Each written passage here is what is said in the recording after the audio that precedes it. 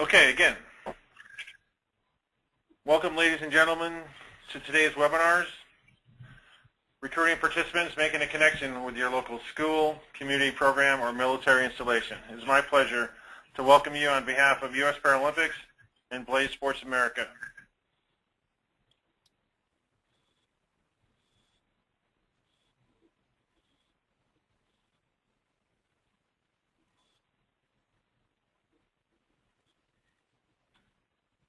We have four great speakers today, starting with Janine Griffin-LaSure, who is the Recreation Therapy Sports Case Manager at the James A. Haley Veterans Hospital in Tampa, Florida.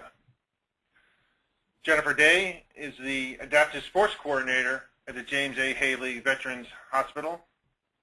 Pam Redding is the Director of Paralympic and Disability Sport for World Sports Chicago. And finally, Heidi Grimm-Powell is a consultant for the United States Olympic Committee Paralympic Division Military Program. On behalf of U.S. Paralympics and Blaze Sports America, it's my pleasure to welcome our speakers today.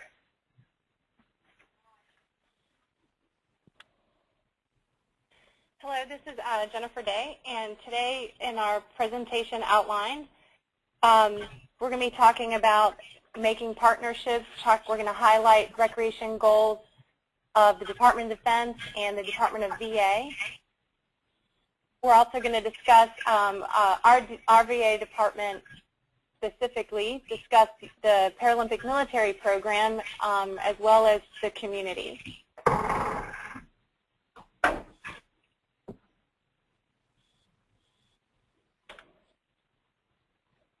Again, this is Jennifer Day and Janine LaSure, and we're going to go ahead and start with our presentation objectives. Establishing partnerships between the VA, the DoD, and the community. It seems to be a very important topic, so we're going to touch on that. We're going to talk about how we establish those partnerships by identifying available programs, financial support, and then finally grasping the mindset of the American veteran among all eras, all wartime or peacetime, which is very important to understand if you're going to be working with vets. And talking a little bit about the links between the Department of Defense and the Department of Veterans Affairs, we wanted to share with you all this model called the Return and Recreate model. And I've seen this model actually used more and more lately as a visual aid to kind of help you visualize the goals of a wounded service member in two separate paths. One of those paths being the Department of Defense, or DoD, and the other path being the Department of Veterans Affairs, or the VA. Now, when a service member is injured, it's determined, or active duty service member, should I say, is injured, it's determined they are physically and or cognitively incapable of still staying in the military. The Department of Defense then handles their treatment, either in a MTF, which is a military treatment facility, or a WTU, War Transition Unit. Now, the majority of their recreational activity is provided by the DoD or an MWR, which is a Military Morale, Welfare, and Recreation Command, which provides recreation as part of their rehab or physical training, otherwise known as their PT. Ultimately, the DoD's overall goal is to keep their service member active in the military. So recreation and sports is utilized secondary as a part of their active duty conditioning. Now, on the right side of this model, the ideal plan for integrating an injured service member into recreation and back into the community and society if they are medically discharged or discharged from the community or from the active duty military status. On this model, you see here they go from their MTF or WTU to the Department of Veterans Affairs or a VA facility. Our then ultimate goal as far as recreation is concerned is to assess their individual sports and recreation interests, and we establish goals for them as an individual. The ultimate goal there is to integrate them into the community through sports and recreation programming, which ultimately leads to increased independence in the community and an increased overall quality of life. Now, the biggest component we wanted to share here in this model is that from the bottom of the DoD pathway, where they utilize recreation and sports secondary to help their overall PT and conditioning, is really the same thing as our overall goal in the VA, integrating them into the community through sports and recreation. We want to make sure we emphasize the importance of recreating and not recreating the wheel. We already have programs established through community partnerships and through the VAs that DOD facilities can also utilize their wounded warriors' active duty status into our programs as well. Now, before my partner in crime, Jennifer here, tells you a little bit more about our program and how our VA Adaptive Sports Program is established, some of you may be curious as to who you might reach out to at a VA facility from an outside community program or partnership to go into a VA. How do you integrate or recruit participants to your community programs? Now, a good thing about the VA system is that all VAs have the ability to offer services to all veterans. Realizing, though, that each one of us may be staffed differently, so who you may reach out to is going to vary from VA to VA. In that saying that, some of the key starting points that we wanted to note here is checking with your physical medicine and rehabilitation services. Usually that's a good area where you're going to find certain staff members, either in recreation therapy, physical therapy, kinesiotherapy, or occupational therapy, who might have an insight as to how to engage adaptive sports into the veteran's lifestyle and how to reintegrate them back into community programs. Sometimes I've gone to VA facilities and it's in a social worker who's starting a kayaking program there. Also recognizing the VA that they have different service lines in certain VA systems or VA facilities. So it could, a lot of times, their rehab department could be run, or rec therapy department could be run through voluntary services too. I find that kind of more often than not as well. Again, another outlet to look for too might be if you have a spinal cord injury center attached to the VA facility. You might want to check with the local Paralyzed Veterans of America chapter or PVA chapter, because they too might have an insight. They have sports and recreation as a department, a section of their entire organization. They might be able to give you some good contacts into the local VA there as far as who you want to talk with. Fortunately for our VA in the Tampa Bay area, it's through Janine and I, through recreation therapy. We happen to be underneath the service of physical medicine and rehab. And we want to feature our program and highlight it a little bit just as an example. It's certainly not just trying to pat ourselves on the back or anything, but we really want to show kind of how we're established and give a good model. This is our program mission. It's an overall mission that we set to make that connection between the veterans, the active duty injured that are admitted into our hospital, and through the to the community through sports opportunities.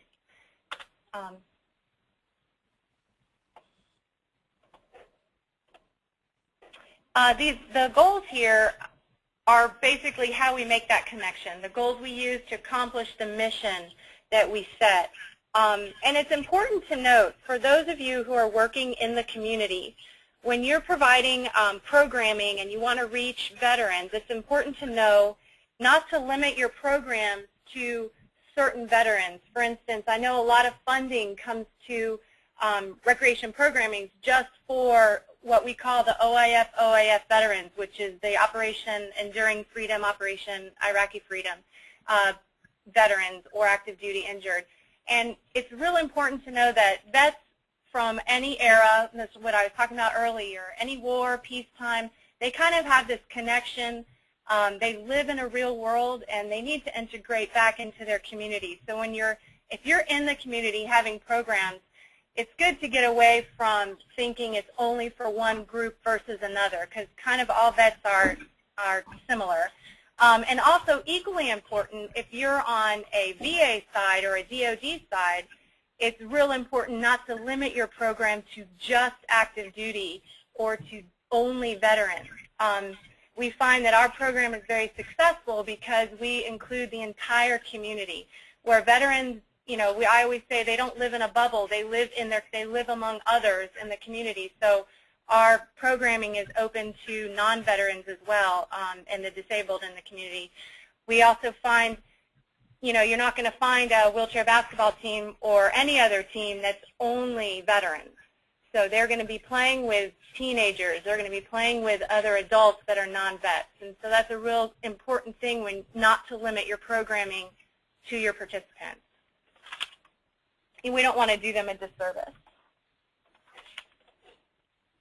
This next slide kind of highlights, just want to briefly, I'm not going to read them all, but these are the programs that we offer here through our adaptive sports program. And I want to note that some of them are offered locally, and if you kind of read through them, we're in Tampa, Florida, so there are obviously some of them that we can't do here in Florida. For instance, on your right-hand side, you see snowboarding, or snow skiing and snowboarding, snowmobiling. Well, as much as we might like to, every now and then we don't really get snow down here. But one way I'm thinking we're going to talk about later is how we utilize other regional and national community partners to help us fulfill providing these services to our veterans and to our patients. So we'll get into that a little bit more too. Another thing I wanted to mention too, below you'll see the VA rehabilitation special events. There are currently 5 sport-related national events sponsored by the Department of Veterans Affairs and other veteran service organizations that are held throughout the year in the country. And if you visit va.gov and go under public relations, you can get more information on those too, or contact Jennifer or myself after the presentation. We can definitely give you that information too. Community partnerships. Here we want to explain the relevance of the VAs, such as ourselves, reaching out to the community programs more so than the other way around. Already established community programs basically provide opportunities for adaptive sports involvement on an introductory level through local clinics run by professionals and instructors in the community. So there's no sense of us really, again, recreating the wheel when there are programs out there already established in the community, whether it's through parks and recreation, school systems, YMCAs, that have officially established programs. So our job, or our biggest goal, is to basically assess our patients, our veterans, and filter them into those programs. It also helps to decrease dependence on the hospital setting and increases functional independence through integration. We want to get them out of their 4 walls here in the rehab center. I don't want to have a veteran come back to the VA just to work out, or have a veteran come back to the VA just to play in a wheelchair basketball chair. I want to get him out in a community program and help him kind of use some peer mentorship and learn from those already playing in the community. It serves as a host for local introductory clinics, providing resources such as facilities, equipment, staffing, and volunteers. One thing that the VA is very fortunate to do is kind of provide some funding support and sometimes equipment support, but what we often don't have is really the space and facilities for training athletes, for practicing and things like that, to actually hold functional clinics like rowing or things like that. So we utilize and really depend on our community partners for us to be able to help run these programs. And then another good benefit of community partnerships is reducing the membership costs for outpatients who are disabled veterans or even in the community members, non-veterans.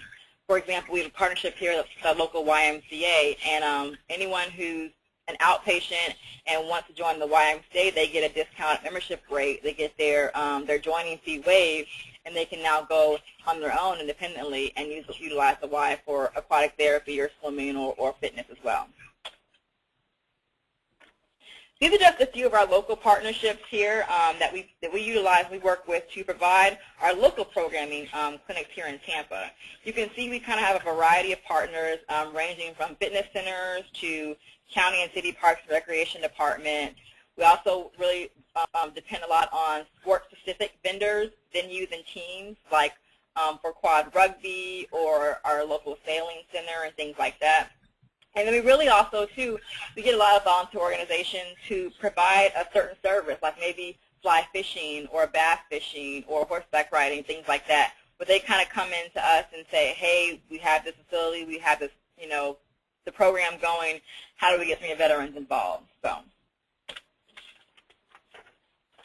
this next slide kind of shows you again, we can only really provide so much locally, and we try to do the best we can, but we really rely more so on our regional and national partnerships to be able to kind of branch our veterans out more and expose them to more opportunities. And these are a few of the biggest ways that we are able to do that. Number one being our partnership with the Paralympic Military Program. They started not too long ago. And that's probably also our biggest funding source as well. But I know Heidi will also get into that information for you all later in the presentation. Next, Jennifer will walk you actually briefly through how to establish such partnerships through a Memorandum of Understanding, otherwise known as an MOU. Yes, an MOU is a tool that we use. It's great for establishing partnerships between a government agency and the community. Again, it's just a tool. It's not legally binding. However, it holds each party accountable to do their part. I wanted to just read briefly through an example of one. We have a partnership with a local dive shop for our scuba program. It's called Action Aquatics. And an example of the mission would be to provide the opportunity for disabled veterans to experience the sport of scuba through diving and through Discover Scuba. And again, you need to just keep it simple. An example of a purpose and scope would be to where we provide Discover Scuba at our pool at the VA one time a month at no cost to the veteran, and that we would also, for all of those who complete their certification, we would have 2 annual local dive trips that are like one-day trips. So we kind of put those kinds of things in the MOU. Under the responsibility section, it's real important to have the specific responsibilities that each party will offer. So we always put our part where, you know, we will bring the veterans, we will provide the correct paperwork and the medical clearances. We're providing the pool, of course, and equipment, a limited number of equipment. And then the other organization, Action Aquatics, has their specific requirements and things that they're going to offer, and it's outlined pretty detailed. The terms of understanding, this part's pretty important. It's generally 1 to 3 years, but the biggest part of that is that at the end of that 1 year, or if there is no agreement made on what's in black and white, then there's no hard feelings. You can terminate it right away if it hasn't been signed. Or if after a year, if either party is not happy with how you guys were, a lot of times we get community partners that aren't happy with the way the VA runs, and we can't help that. It's the federal government. So we say no hard feelings. We just terminate the MOU, and it's super easy. Which makes number 5 very important. Once an agreement is made, both parties sign it, and then we just keep a copy on hand in case there's any confusion. Oh, and Janine's going to talk about resources and funding. Well, one of the biggest, or I guess one of the most important or key things to maintaining a program and for it to last for a long time, obviously, are resources. I'm going to talk to you a little bit about the financial resources that we've kind of been able to rely on throughout our past couple of years of getting the program established. And then next, we'll talk to you a little bit about some of the equipment resources and how we can benefit both the program, whether it's the VA program or the community program, but also benefiting the individual veteran himself, him or herself.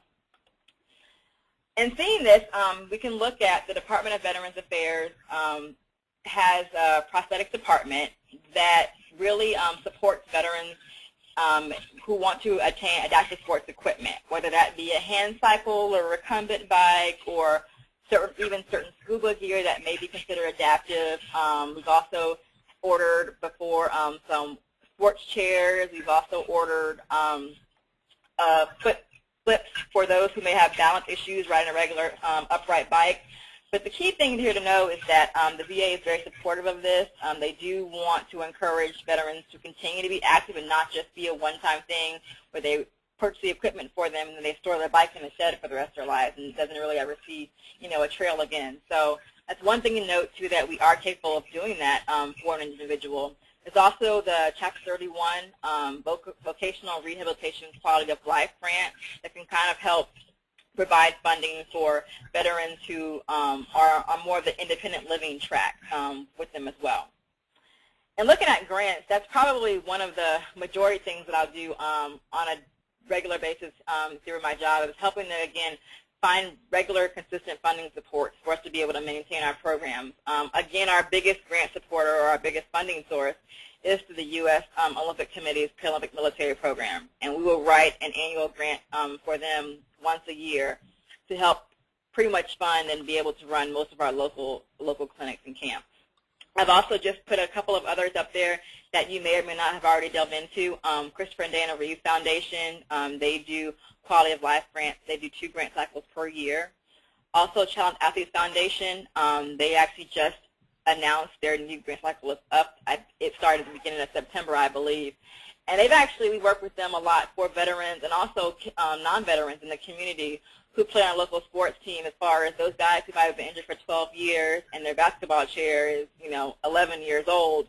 They've helped them to be able to acquire funding to support some new, some renovated or some newer model types of adaptive equipment. And then another one is the Tommy Lee Memorial Foundation grant as well. In looking at fundraising, too, sometimes some creative things you may want to look into doing are like a tournament, where I know there are teams out there that do like exhibition or wheelchair basketball or quad rugby tournaments where they charge a fee, or they make it kind of competitive where they'll have able-bodied people, teams sign up, and whether it's firefighters or local police department. And it's really fun. It's also great for community awareness as well, too, to kind of get them exposed to what the team's all about and how people with disabilities can still play these specific sports. And then again, sponsorships as well. Another idea is putting out proposals or packets out there about your organization and going from there too as well. One thing I do want to emphasize as far as funding sources is, a lot of times, one thing that's not on this slide but it's very important, a lot of times you'll receive, we'll receive calls from private donors, a husband and wife or a small church group that wants to give money, and they'll make it very specific usually initially. Well, I want it to go solely to, active duty. Those guys come back currently from Iraq or Afghanistan. And as Jen mentioned earlier, too, we want to really try to encourage private donors such as those examples, educate them more about their program, and that you really your goal is to reach as many veterans or as many people with disabilities as possible. And usually once we kind of educate them more and fill them in about what we do and what our overall goal is, they usually will then come around and say, we just want to give, so whoever can benefit from it, by all means. But you really want to try to stay away from limiting who the money is going toward, because it's really going to serve more people in the long run.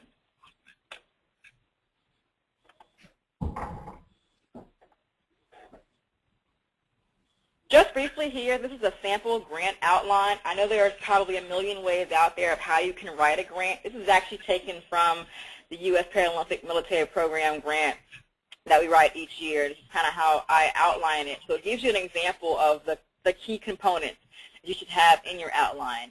Everything, again, from your program's mission and history, how were you established and why were you established, what are the overall goals and objectives, what populations do you serve? For organizations such as the Christopher and Dana Reeve Foundation, they're primarily for individuals with spinal cord injuries. They're going to ask you, is your program or is your activity or your organization going to benefit individuals with a spinal cord injury? Anticipated support from program partners. Who else do you anticipate receiving either financial support from, staffing support from through volunteers, or equipment support from as well? Program evaluation is very important to know how do you plan on improving the program each time to make it better. Program support components. What do we plan to do? And put it in a calendar timeline. I'm going to have cycling going from April through October. I'm going to have rowing going from this time period to this period. So they can physically see how many programs and what you actually have going on throughout the year. And then lastly, the most important part probably is your estimated budget. You have to really kind of crunch the numbers and put a realistic idea of how much you're going to need to be able to run these programs. This slide's up here mainly to let you know that the VA does support, and this is all VAs across the nation, they do support equipment for individual athletes or elite athletes or beginners. Also, we get a lot of support for having demonstration equipment at our VA, which is great because we can use that demo equipment for all of our community programs, and then in turn the community gets to benefit from state-of-the-art equipment that they couldn't typically purchase, like the indoor rowers, different softball wheelchairs, scuba equipment, kayaks. So fortunately through the VA we can have the equipment base and using the community's facilities. So the partnership is true and very important. The last two slides quickly. I just wanted to just kind of point out a little bit of feedback from our vets, and you can take your time reading those.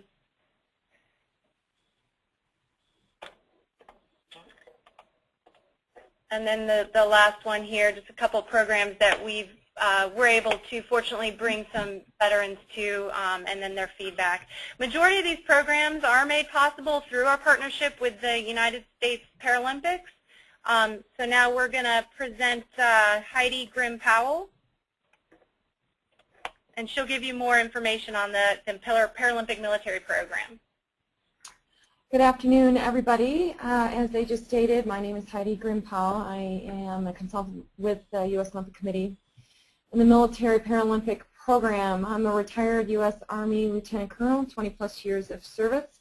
So I have some experience and understanding of how the Army system works.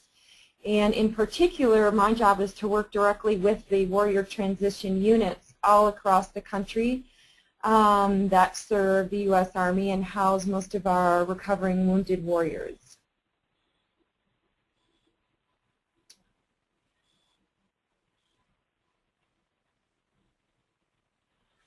The goal of the Paralympic Military Program, in a nutshell, we provide support and we try and help these injured service members who have sustained injuries to enhance the rehabilitation through engagement in ongoing sports programs. And that's our main goal. Get these guys active again, give them an opportunity to get out and just play. The second goal is for us to help connect the resource dots because, as we've already seen through the VA program and in Tampa, a lot of the benefits are gained through connecting community, National Parks and Rec, Paralympic sport clubs. On installation, you have the Morale, Welfare, and Recreation and the WTUs, and then ourselves here at Paralympics. And the last and most important goal is ultimately we just, again, want to improve the service member quality of life. We're really here to help them live a happier, healthier, longer life. And as we've seen in many times, sports helps improve self-esteem, increases longevity through lean body mass, and reduce the risk of secondary diseases as a result of sedentary behaviors.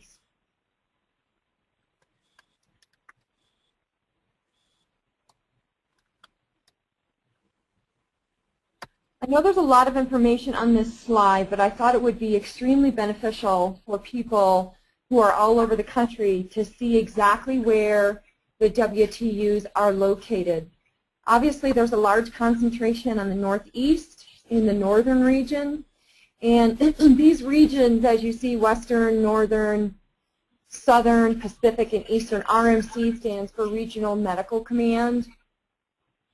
And you can take a look and get an idea as to where you're located. Number one, where the closest WTU would be to you. There's also community-based WTU organizations, and what that is that, for example, California or Utah, that is where there's kind of a shell of a leadership structure, but the soldiers, the wounded warriors themselves are not in a unit per se. They're living within their community, and those people might be a very good population and very interested in programming because they're not located on a military installation.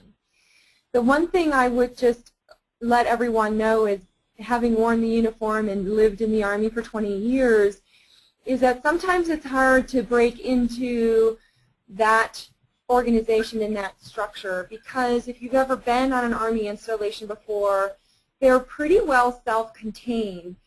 We have MWR, and so we have gyms, and we have pools, and we have outdoor recreation, and we have archery, and we have golf, and we have a lot of these things.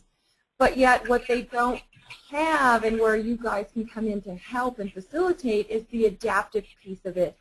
That is growing with the help of the MWR population and the professionals in MWR, but at the same time, it's not there yet. So there are definitely opportunities out there. But as you can see, the largest concentration of where these WTs are, the warriors in transition, in these warrior transition units on the East Coast, down south, and a little bit on the West Coast.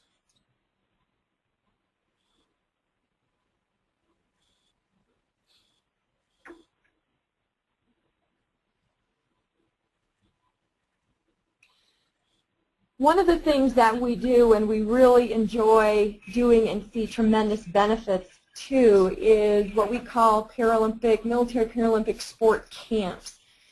Most of these are what we call introductory camps. For example,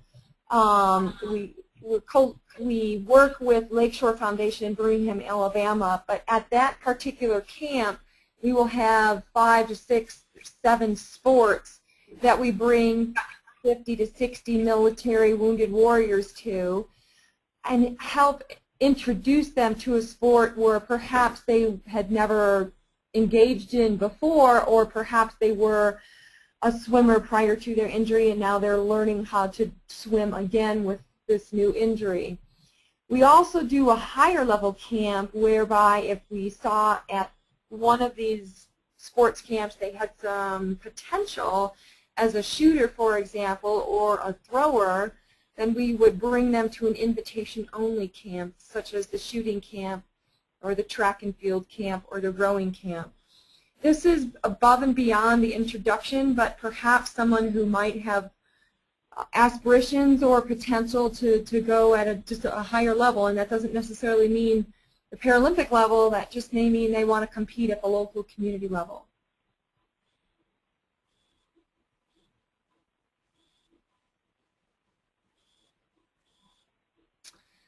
Some of you may have heard about the first inaugural Warrior Games that we held this past May here at the Olympic Training Center in Colorado Springs, Colorado. It was a joint venture between all 4 services, to include the Coast Guard, where we brought wounded servicemen and women to compete in 7 different sports, to include swimming, archery, shooting, sitting volleyball, cycling, track, wheelchair basketball, discus, and shot put. It was a great opportunity to inspire recovery, encourage competition, and ultimately promote new opportunities for growth and achievement. We saw some really amazing things during that event. It is also scheduled to be hosted for 2011 here at the Olympic Training Center. The dates are going to be announced Monday at a joint venture in the Pentagon with the Joint Chiefs of Staff and Charlie Huger, the Director of Paralympics, the Chief of Paralympics here.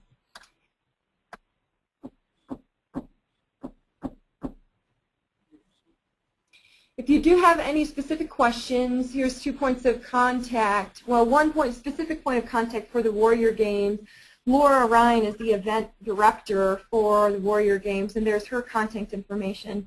And some of you may be very interested in trying to get in touch with or in contact somehow to engage these wounded warriors at the installations that you saw posted on the WTU population chart.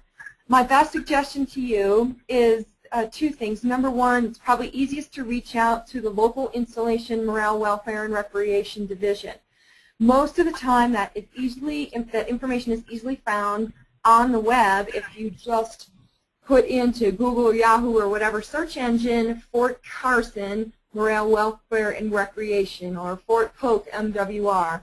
That will usually get you to a link that is accessible by outside personnel, so you don't have to have a password or you don't have to have an ID card to get that information. You can also try and contact the local WTU commander, Warrior Transition Unit commander. However, that information is not available generally on the website. But if you were really serious about getting in touch, you could always contact me. I have that information.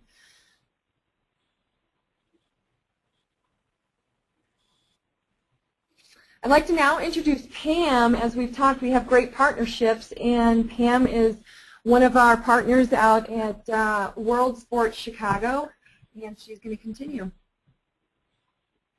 Thank you, Heidi. Part of my role at World Sports Chicago is to support the many Paralympic sport clubs that we have in the Chicagoland area. And one of the ways that I do that is to assist them with outreach opportunities, so that's what we're going to talk about today. Identifying new participants for programs can be challenging, as we all know, but it also just takes some thought. So remember that people with disabilities frequent the same places as people without disabilities. So if we're looking for kids, a logical place to start is at the schools. The best points of contact at the school district level include the Office of Specialized Services. Your district may call it the Special Education Services. Also, athletic directors are good points of contact at the school district level. And reaching out to schools themselves is also an option because there are lots of people in those buildings that can help identify potential athletes. You want to get to know these people at the school level because they are the ones that see the kids every single day. So again, that list of folks at the school level include our friends, the principal, the PTs and OTs, the resource room teachers, and you can see the rest of the list. So those are some good contacts for you to get to know in the individual schools. So now that we know who we're looking for, what's our plan? How are we going to get access to them? So what I've found success with is get a face-to-face meeting. What we're really trying to do here is build a relationship. So step one to that is get a face-to-face meeting. Send a letter of introduction, follow up with a phone call, request a meeting.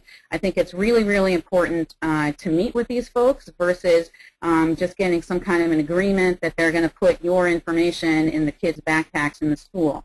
I think that that is nice, but it's not as successful as meeting these individuals face-to-face and having an opportunity to explain to them the benefits that your program can provide to their students. We all know those benefits, including physical condition, the most obvious one, but some of the things that these folks may not think of because, again, they're not all recreation-minded as we are in trying to promote these opportunities for their students, but remind them about the opportunities that everybody gets from sport, including kids with disabilities, which would be improved self-esteem and confidence, attendance in school goes up, grades go up, focus, dedication to their studies as well as to sport, teamwork, all these great things that their non-disabled peers get from sport already. We're finally giving these kids with disabilities an opportunity to have their fair share of these benefits as well.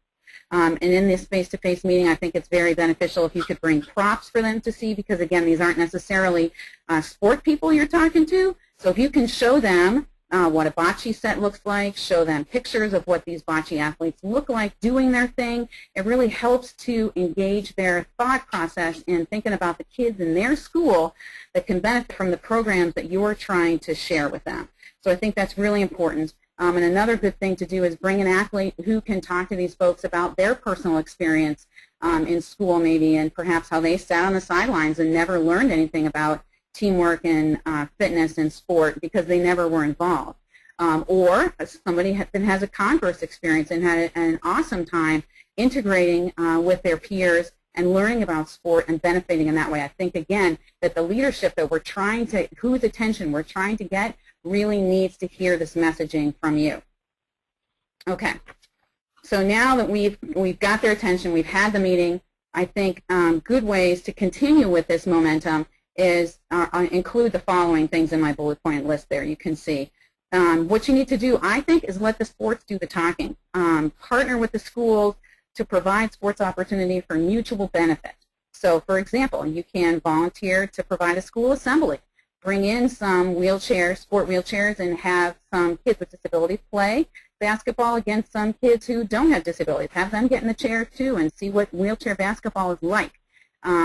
Support school field days, which is what they kind of call them here in Illinois, where it's like an opportunity in an afternoon for the entire school to learn about sport and recreation. Make sure you get in on that and be part of that and bring in some sport for Paralympic-themed sports for kids with disabilities to try. Bring goal balls out there. Bring bocce sets. Bring sit volleyball. There's lots of things that are easily transportable to schools that don't cost a lot of money, and you could bring, to, in fact, a large impact on these folks. Again, letting the sports do the talking. Work with the adaptive PE teachers.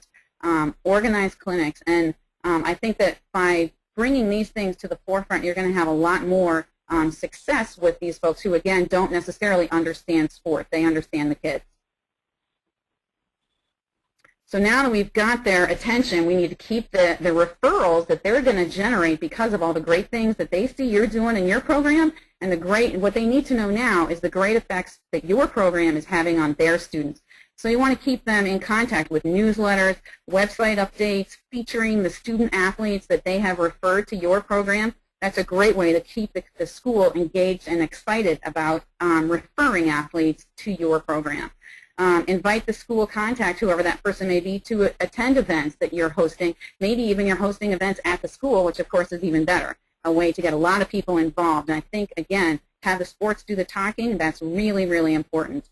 You want to be proactive also about turnover within schools. A lot of times teachers aren't the same, obviously, from year to year, so make sure you check in and know that you are communicating with the most current person and effective person in that building to help you get the referrals you need for the kids you want in your program. One of the really successful programs that we had in Chicago is a judo program that World Sports Chicago partnered with the Chicago Public Schools to come in during the school day. We provided the judo instructors and the mats and the gis, and the judo program happens during the course of the school day once a week for these kids. So from my perspective, I don't have any transportation costs to incur, and again, it's a great program for the kids. They learn a lot about judo on and off the judo mat. It led to a lot of increased confidence among this specific population of kids who have visual disabilities, and because of the confidence they gained on that judo mat during school, we had a lot of kids sign up for an after-school track and field program and training sessions in the spring that got them geared up for competition. Some of those kids even set records this summer at the National Junior Disability Championships. So it's just a demonstration to you of how that one program that you could support during the school day might turn into even more after school and beyond for these athletes. Again, to me, this is not rocket science what we're talking about here. It's relationship building. And in that regard, persistence and follow-through are really key points to remember. Okay, so another way that you can get additional participants to be aware of and recruited for your programs is that you need to become the resident expert in disability sport. People in your community need to know that if a child loses a leg to cancer or moves into the area and has a visual disability, that you are the go-to person when it comes to recognizing the needs of this child and being able to support them. So one way that you can kind of get on people's radar in this regard is to get yourself familiar with a lot of different national organizations, and we're going to go through some of them in a couple minutes here, that you can partner with, become a member of local chapters, attend their meetings, give presentations, write columns for the newspaper, all these things that you see there in my bulleted list. These are all ways that you can kind of ingratiate yourself to the local chapter so they know about you, they know about your program, so that when these people find these kids one at a time, because that's how it sometimes happens, they know who to call and how to find you because you're tapped into the local chapters of these organizations. And sometimes, parents and teachers find the national organizations before they find the local programs. So if you are able to get yourself in this way, sometimes you might find that there's already a couple athletes in your area that didn't know about you, and you can kind of go backwards that way to identify them. So now we're going to look at some examples of national organizations with local chapters for access at the community level.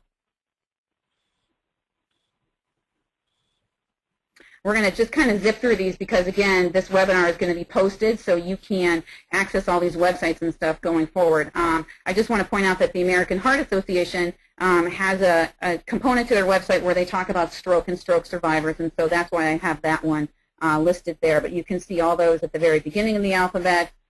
Zipping through, we can see other organizations as well. Yep, thank you.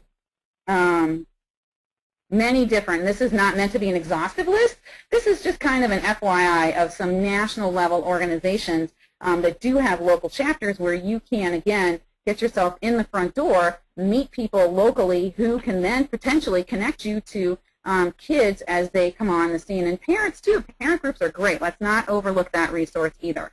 So again, another sort of no-brainer is connecting to the disability sport organizations that we all know about that exist. Those are some websites. Again, they are happy to post their events, to post your events on their calendar. U.S. Paralympics is a perfect example of this.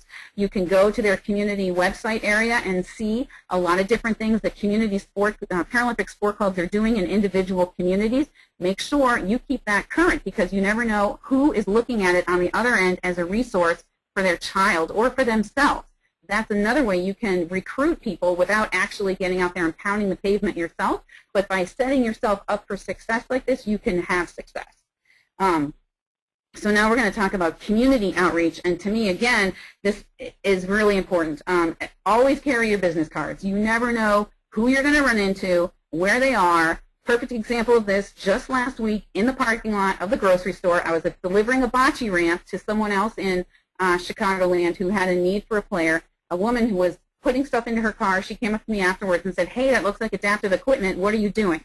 So handed her my business card. We had a conversation. She's got a child who was born with cerebral palsy and is looking for activities for this kid. And she said, well, he doesn't have very good function. There's not a lot he can do. And I said, hello, bocce ramp. That's exactly what this equipment right here is for. Your son is a perfect candidate for this sport. So again, there I am just randomly out in the community. You never know who you're going to run into. Always be prepared with your business cards and be friendly to people, especially if you see them out in the community and it's someone with a disability that you need to approach to inform about your program. Just say hi. The easiest way to start any conversation, just say hi. Don't be afraid to approach people in public and let them know about the great things that you're doing in your program.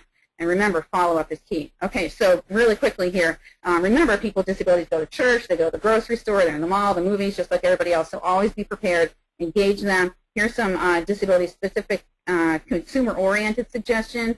The hospitals, that's kind of, again, a really simple solution to the question of how do you find more athletes. Where's your local rehabilitation hospital, children's hospital? Make sure you get in there face-to-face meetings with these people so they know who you are. Tell them about your program. Make sure the documents that you have to show them are current and also are showing nice pictures of the kids that you are trying to attract. So I know that there's a lot of agencies out there that serve a number of different populations, but if you walk into somebody's doctor's office with a brochure that has a bunch of kids on it that have obviously got cognitive disabilities, they're going to get the mixed message of which population you are looking to serve. So make sure that your documentation and your marketing materials support the resources that you're trying to achieve. So rehab hospitals, again, PTs, OTs, all those obvious sources, these people are seeing people and kids with disabilities all day long, every day. Make friends with them. Remember, too, that in these types of organizations, there's also tends to be a lot of staff turnover. See if you can set up a quarterly meeting with the PT department. Bring them lunch. Everybody loves to have a free lunch. There is such a thing as a free lunch. You're bringing it. Go in there, have an opportunity to meet with 10, 12, 6, 3 people at once. Show them your stuff. Tell them who you're looking for. Describe your successes.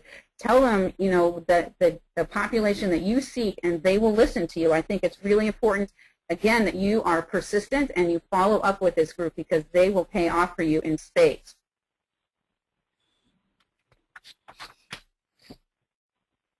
Okay, so a couple other places that you are apt to have success in identifying people with disabilities.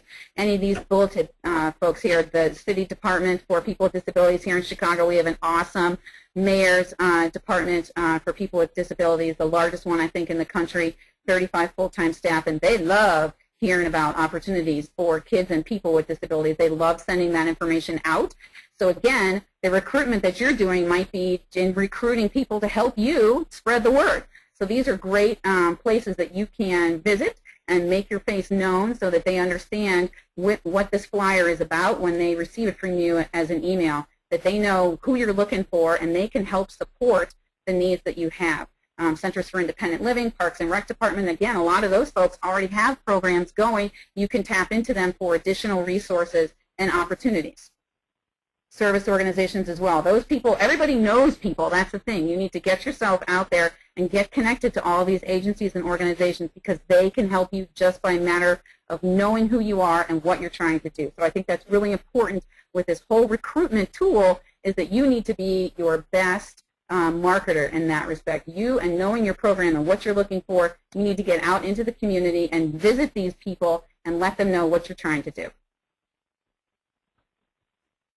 Okay, so we're going to briefly just go over the contact information here on these slides. You can see for my fabulous co-presenters today. There we all are, and the ways you can contact us going forward. Here's some additional resources. Barb Chambers does a lot of great things in the Clark County School District, which is in Vegas. She's had a lot of success with kids, identifying kids in the school system and getting them involved in community-based programs. And of course, everybody should know Ann Cody is the go-to person when it comes to the schools and federal law and mandates and education. She knows everything there is to know about how to get these kids served. Larry Long from the VA National Recreational Therapy Director, and also his coworker Carl Carmichael, tremendous advocates and resources there from the VA.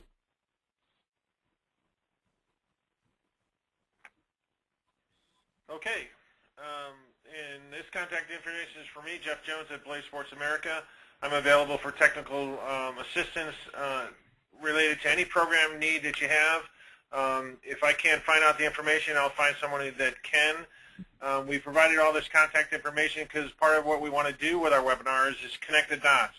If we don't answer all your questions today, if we don't give you all the information, we hope that we've pointed you in the right direction so you can find that information later on and help your programs grow. In addition, for those that are new to the U.S. Paralympic program, especially the community programs and the Paralympic sport clubs, Susan Rossi is a contact person at USOC specifically for Paralympic sport club information. Many of you know her, obviously, but those who don't and want a direct contact at the USP for Paralympic sport club, this is her information there. Okay, now we're at the question and answer portion. We have some already lined up. So we're going to go, this is the time that while we're answering these questions, if you want to type in some of your questions, we'll go one at a time. This first question is for Jennifer or Janine. Said, you mentioned that your program was open to non-veterans. Is this a standard practice for VAs across the country?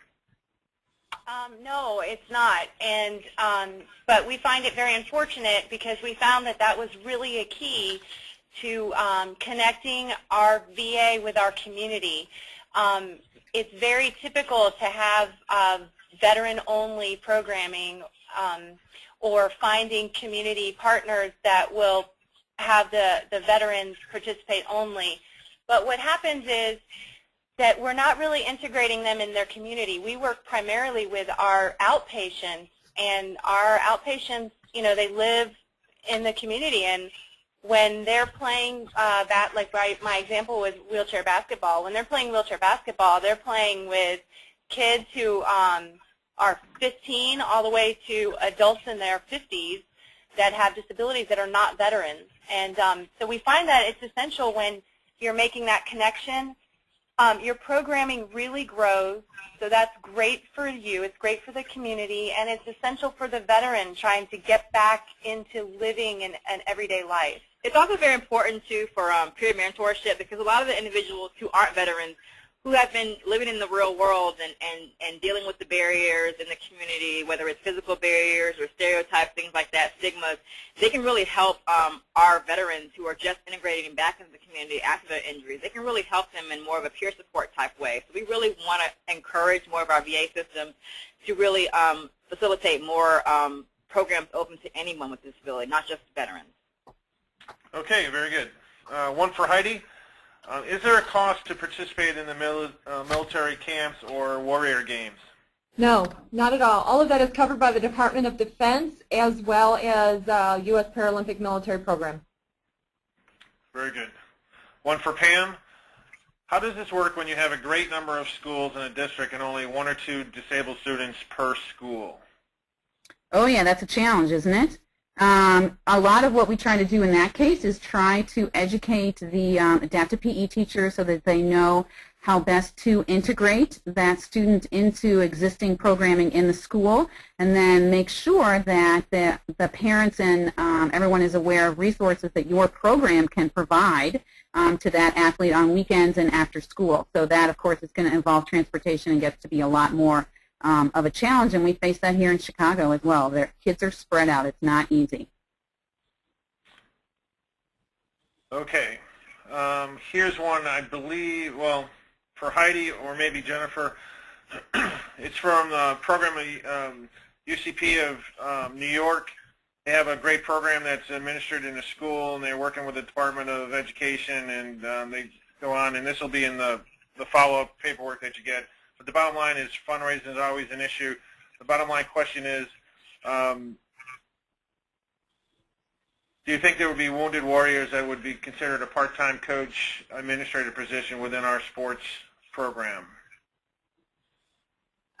I'm not sure I understand the question. Can you? Would there be? Let me. Yeah, I guess there would. Is there wounded warriors or disabled vets that might be interested in part-time positions within their the school program that they're running in New York? And if so, how would they go about finding that out? You know, I can't speak for the wounded warriors, but I mean, I know a lot of those guys are looking for jobs once they're, you know, medically retired or released from active duty. And so I guess just, you know, one way to do it is get job listings at the Army Career and Alumni programs across the country, and that's kind of a job search, job assistance program. Each Army installation has one. So if you're looking to get somebody who's local, you know, the closest place there is West Point, Fort Drum to New York City. There's nothing really around New York City other than those two locations, and Fort Drum 6 hours away. So they don't have the largest population at either one of those two locations. But I hope that answers the question.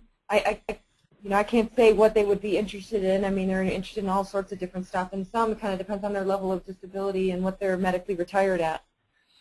I would also say, too, Jeff, from the VA standpoint, there's a possibility, and we have a lot of times we'll have veterans who have a certain skill or who once did, you know, rowing or whatnot, and they'll come to us on a voluntary basis. If they're looking more from an employment standpoint, we can always incorporate them through vocational rehabilitation services and maybe seeing if they can work with our local programs already established and either getting some kind of stipend for, you know, a season or possibly even getting paid as an assistant coach, something like that too. So. Okay, we're gonna, because that was a little complicated, we're gonna follow up afterward in some emails on that one. Here's another one. Okay. Again, would be either for Heidi or Jennifer. It goes, I have a current USA Volleyball and US Paralympic Sit Volleyball program in the New York, New Jersey area. I'm already working with the local US Paralympic sports clubs and have a pool of 21 and under athletes. We would like to expand and would like to, it would be perfect fit for disabled vets. We have plenty of trained coaches and volunteers, but can't seem to get vets involved. We have reached out to the area VA hospitals, and when I speak to them, they listen, but they never get back. I also left messages with the Wounded Warriors Project in no avail. I do this as a volunteer and my time is limited. Any suggestions? Janine, I'm going to let you answer that. I would say probably one of the biggest things with the VA, because adaptive sports is, I'll go ahead and put it out there, say probably more fairly new in the VA system and really seeing it as a rehabilitation tool. I would say the best thing to do is probably start on a smaller scale and work your way up. And what I mean by smaller scale is doing like a small introductory type clinic, one day, couple hours where you're putting on your event, post flyers, anywhere where you can think of, go through either the public relations department at the VA there, or like I mentioned on that one slide as far as VA point of contact, physical medicine and rehabilitation. Also, check in your local area too. Wounded Warrior Project, they have an office here in Jacksonville. I know they have offices throughout the country, I believe also in New York. And they can also help really recruit. They bring some veterans down. They send Wounded Warriors down to our programs, even here in Tampa as well. So checking with your WWP, which is Wounded Warrior Project, PR department through the VA there, and putting on a local clinic. Start small scale to kind of get them interested and educate them about the actual event or the program or the sport, and then hopefully it'll boost from there. Also, one other thing too is looking into your support groups. A lot of times through some of the private hospitals in the area, maybe they have like amputee support groups or SCI support groups. And a lot of our veterans will sometimes filter into those programs too as well. That could be another way as far as to spread the information through word of mouth through those support groups in the community as well. Okay, one for Pam. Did the judo group that came into the schools charge for that, or were they allowed to recruit for their private classes? Oh, good question. We actually paid them to come into the schools, but I think that's a really creative way to partner with a local dojo to have them be interested to come into the schools and provide this kind of a service opportunity. We are fortunate in World Sports Chicago. We do have funding to be able to try to build this program base here in Chicago. So I was able to compensate the senseis that came in. They did give us a reduced rate. But I think that that's a brilliant way to kind of get them involved with kids with disabilities and thinking about them as a potential resource to build their own club. That's brilliant.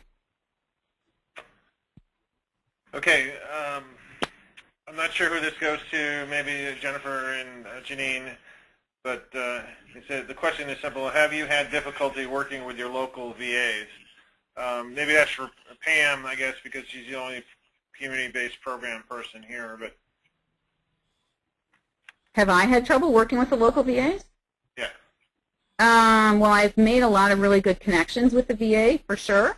I know who the people are that I need to talk to, so I've had success in identifying who the different coordinators are. And here in Chicagoland, we have 3 different VA installations, so there's a lot of opportunity and options here. We haven't had a lot of success in the follow-through, though, with getting the veterans, identified. But I think that, again, the relationship is there, so they know that when a person who might be interested in a community sport opportunity comes through the door, they know that they can call me and I can help them get connected with anybody in the Chicagoland area that would be able to provide that opportunity. And one thing, too, also, again, one thing that Jennifer and I are really kind of making more of our professional and personal missions is to really, we've been doing more and more education and training with other VAs. We kind of started here more regionally in Florida, but we're kind of venturing off. We forward our information and programs and MOUs to any and everyone who asks us for us. And the reason for this is basically we don't want a veteran who comes through our facility for rehabilitation but goes back home after, he's discharged to Little Rock, Arkansas, and not be able to kayak still. We want to still be able them to still feel like they can still be as active and involved no matter where they go throughout the country. So if you have to, or if you want to, you can always start with either Larry Long or Carla Carmichael, who are the chiefs and deputy directors in central office in D.C. for rec therapy. They can usually give you a good point of contact if we might be able to reach at a certain VA, or ask Jennifer and I. So we've made a couple good contacts through networking at different VAs throughout the country as well. So. Okay, that probably was the answer to the next question as well. It was I continually tried to reach out to local VA system and satellite facilities. I'm finding that the biggest wall that I run into is they do not want to go outside of the VA. They want to keep this in-house. Is there a different way to pitch the idea?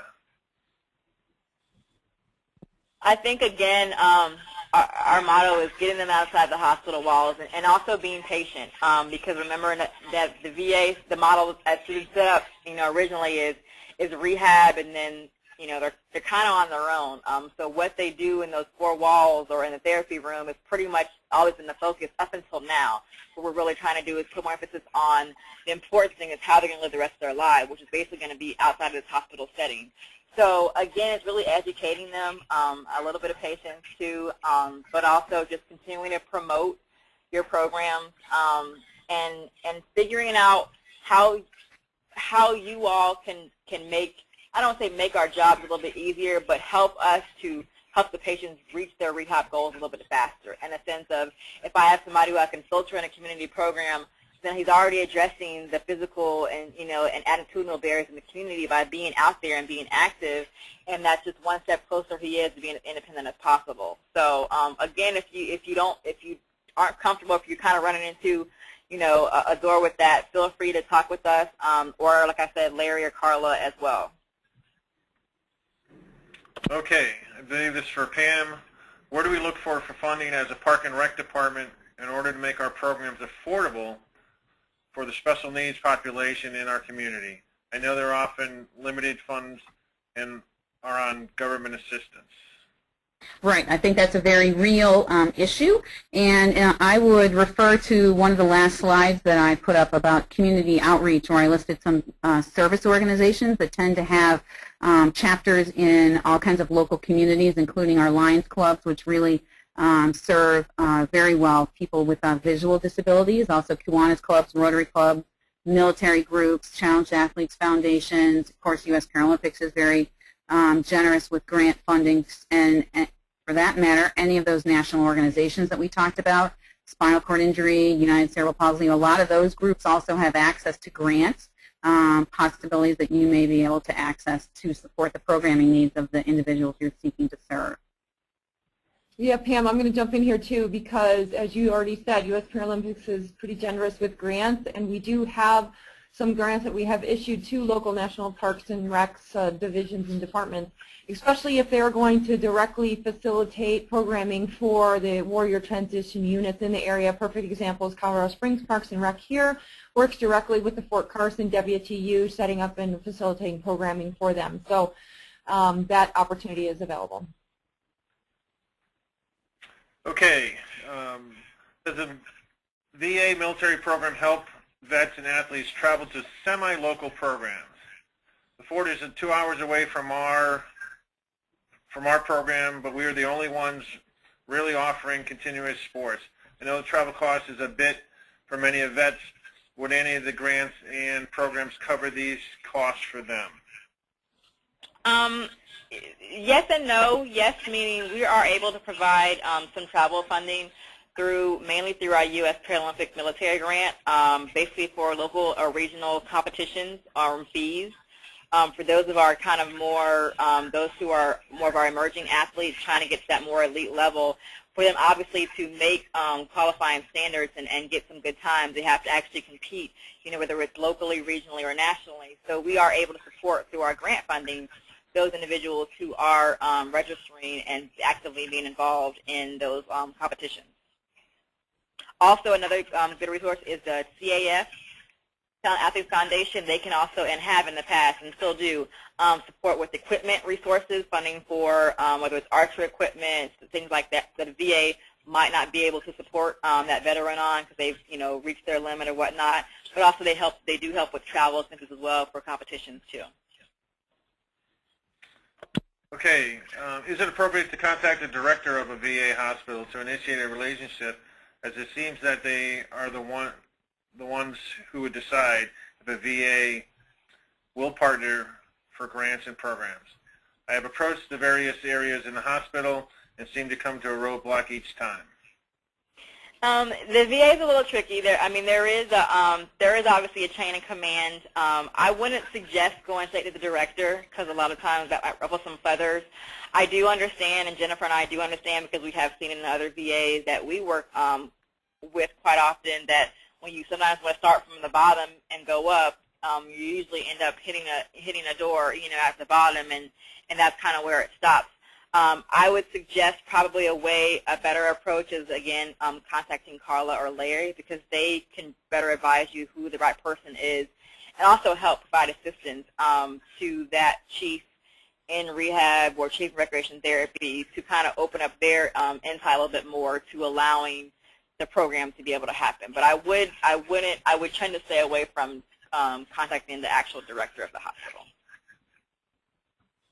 Okay, I believe this is for Heidi. In Iowa, where my program is located, there are no major military installations. However, the National Guard has a large presence. When contacting the National Guard to promote my adapted programming, is there anything different that I need to know when compared to contacting an installation or the larger branches, i.e. Army, Navy, Marines? Yeah, probably not. The challenge would be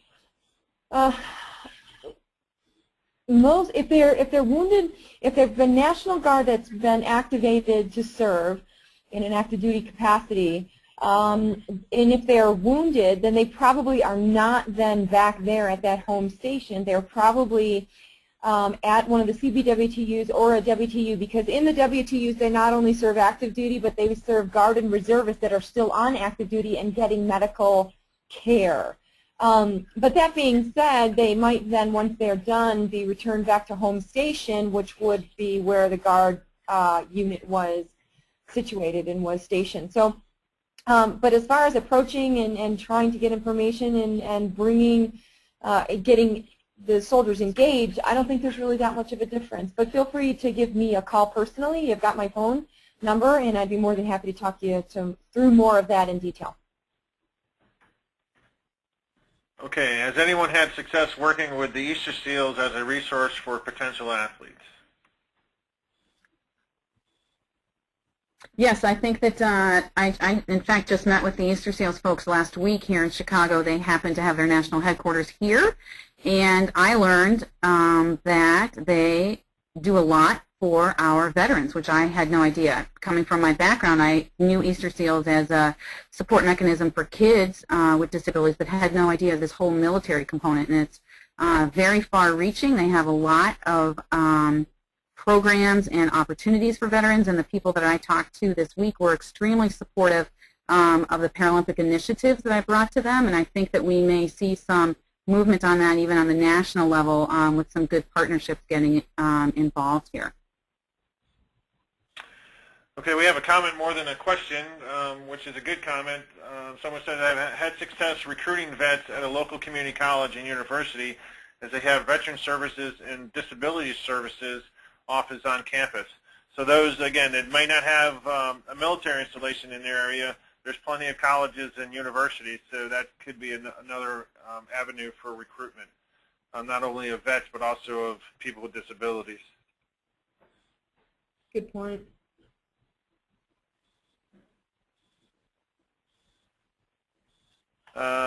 Again, this is a generic question. How many young vets are you attracting within your program? We are searching retired vets, but not many young vets and recently injured vets. Is this organization having the same problem? So I guess Jennifer and Janine, are you getting younger vets or in your programs? We're getting all, but you're gonna find that initially it's going to be some of your older vets, individuals who've been injured a little while longer, who are going to be more of the go-getters and the self-initiators to be involved. Sometimes the younger vets, especially as catastrophic as we're seeing injuries today, when they're coming back, their first priorities are really just adjusting to the fact that I may not be able to walk again still, or I've lost a limb. So when you initially hit them right away with, okay, let's go kayaking, it's not, they don't really jump up and go right away. Typically, you may get some. But we found that after a while, or once they go home and kind of they get bored or whatnot, we hate to see it get to that point. That's usually when they come back to us, and Jennifer and I are pretty good about following up with our patients kind of periodically, at least every, so often, quarterly, where we're just checking up on you, how's it going, whatnot, and that's when they'll be like, or they'll call us out of the blue and be like, you know what, I need to do something, I'm miserable kind of thing. And also too, funding a lot of times. One thing that we've seen is with this new war on terrorism, as well as a lot of times things are more so given to the veterans coming back from OIF, OEF, and then when you tack on a fee, so let's say join the YMCA or make them pay a fee to go to a clinic, a lot of times they shy away from those programs. So you have to also realize there are some components in there that may not be as appealing to the population too as well that we found. So I would say you're probably going to get more of your older veterans and older injuries off the bat, but the newer injuries will definitely come around. Okay, and I believe this is the last one for Pam. Can you suggest 3 easy sports to lay the groundwork to start an adapted sports program? Oh, good question. Good question, challenging question, because of course you want to some extent, tailor your sports to your athletes, because we know that, for example, bocce is a sport that's very well suited to people who are rather severely affected by their disability, but if all of your athletes are blind or visually impaired, that's not going to work. However, bocce is a very low-cost sport to get involved with. So if you do have some athletes who would be appropriate for that one, I would definitely suggest it. Sitting volleyball is an easy sport in terms of equipment, but it is challenging in terms of the fact that you need to have a number of athletes to play. However, you can always have siblings involved in your programs, which I think is a really important consideration for people. And then you could very easily have, siblings playing sit volleyball along with their peers who have disabilities. That'd be an easy thing to get started with. And any kid who uses a wheelchair can play wheelchair basketball, and even kids, obviously, who don't use chairs. That may be, the constraint, though. A chair can be $2,500. There are ways to get access to chairs. The Variety Club is a great resource that I forgot to mention before, as is Athletes Helping Athletes. So even if you've got some kids who are ambulatory but could be eligible for wheelchair basketball, it's not that costly to get that kind of a program off the ground because the cost of a basketball itself isn't that great. You may just need, costs for chairs for kids who don't have them that could potentially play the sport. In terms of kids who are blind or have visual disabilities, swimming is an easy thing, and for actually any of the population, of course, swimming is my go-to sport answer in that regard. Pool access would be the issue. And also track and field is relatively inexpensive to get started with if kids have a chair or a device that they can use to ambulate. They can get started with track and field right away. Same thing for kids that have visual disabilities. Even a goal ball is only $100, so it's not a big investment. And again, goal ball is played by a team of 3 players, so you need 6 to play. But you can put a blindfold, which is required for the sport anyway, on a sighted peer or a sighted sibling and have a goal ball program very easily if you've got a couple athletes with visual disabilities that are interested. So I don't know if that helps, but those are my thoughts. Okay. There was one other question regarding CEUs in terms of the process. The follow-up email that I will send to you will include information about the CEU process. What you do have to do is do the survey that will be sent to you as soon as we close off. And there it is. At the end of the webinar, you'll be sent an email link to a survey. We appreciate you filling that out, spending a few minutes. Again, if you want the CEUs, you must do the survey. That is one quick. Also, because we have so many questions, please, if you have any additional questions, there is a comment section on the survey. Please answer any question ask any question that you might have, any comments that you might have. If you had answers to some of these questions from your own program, you want to put that in, that'll be shared with everybody in terms of the final email that goes out to all the participants. So on behalf of U.S. Paralympics and Blaze Sports America, I really appreciate the time and effort that we had from our 4 speakers today. They did a great job. We went long. We had lots of great questions. We appreciate the majority of you staying on as long as you did. And our next webinar is in a couple of weeks, and everybody will get an announcement about that.